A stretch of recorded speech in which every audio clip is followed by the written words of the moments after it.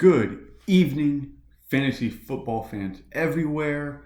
Good evening to the Ridge Wreckers team owners. This is your 2022 Week 1 recap video, and it was a great week, except for the game of the week, which was kind of a disappointment. But needless to say, there were 6 winners and 6 losers, and that's about the only thing I can say for sure this season. Before we go any further, however, we need to start with the disclaimer. This is a comedy, okay? The opinions expressed herein are probably not my own, nor the individual even making the comment at the time. If you are my employer, a future employer, a previous employer, a neighbor, a friend, a coworker, someone I know, nobody I know, and you're offended by this, stop watching, okay?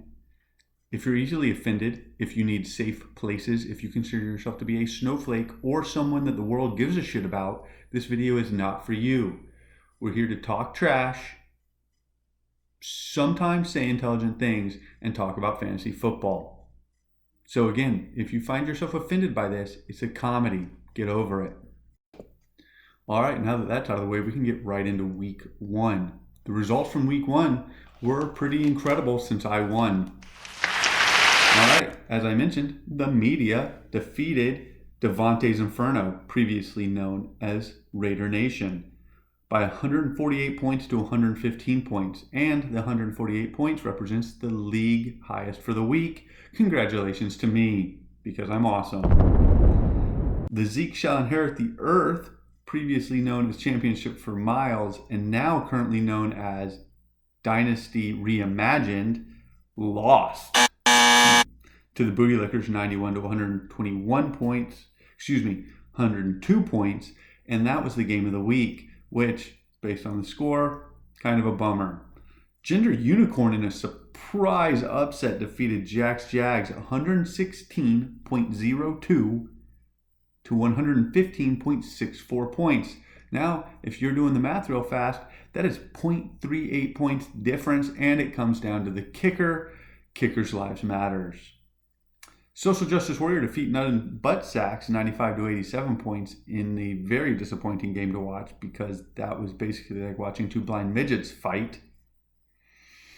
Missing My Young Ho lost to Bayside Tigers. Avoid the Noid, previously known as Bayside Tigers, 102 to 129 points. And Suckaditka defeated the Roster Baiters 118 to 91 points. Good job to all you winners out there.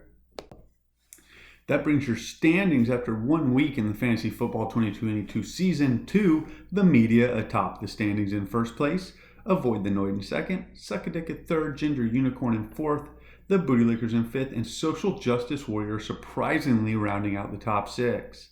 Jax Jags, Devontae's Inferno, Missing My Young Ho, Dynasty Reimagined, the Roster Baiters, and Nut Butt Sacks bring in the back half. As the media, I'd like to thank my sponsor, again, Dr. Wiggles Wiener Wagon. Thank you for their support. Without it, I could not be in first place, and I have absolutely no intention of relinquishing that position this season.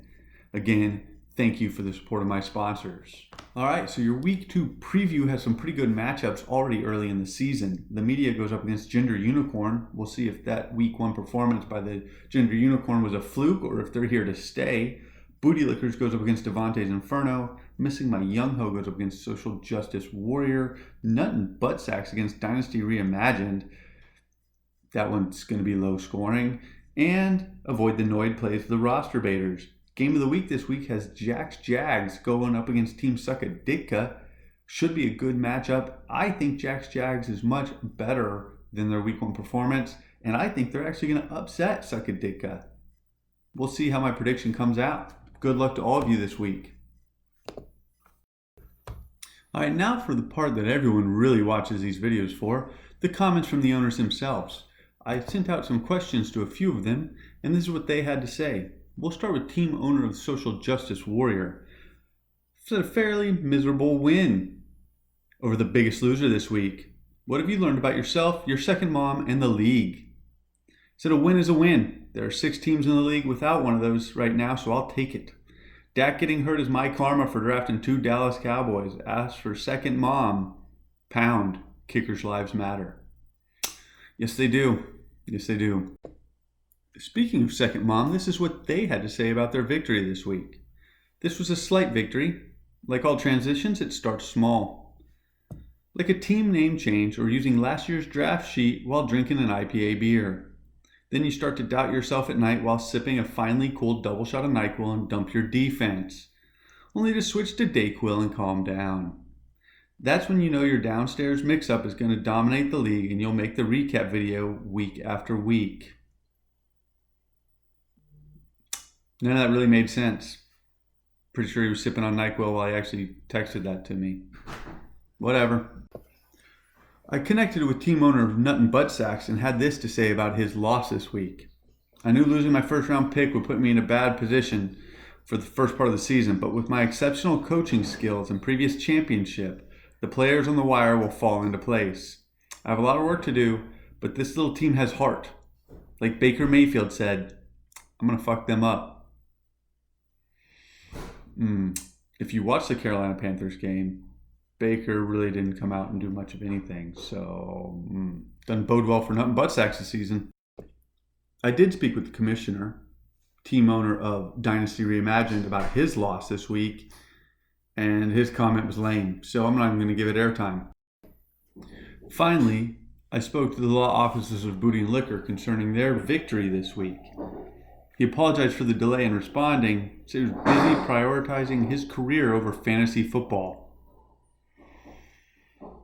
The Yahoo Analytics Oracle prophesied that I would win this game, so the end result isn't surprising, it's just disappointing.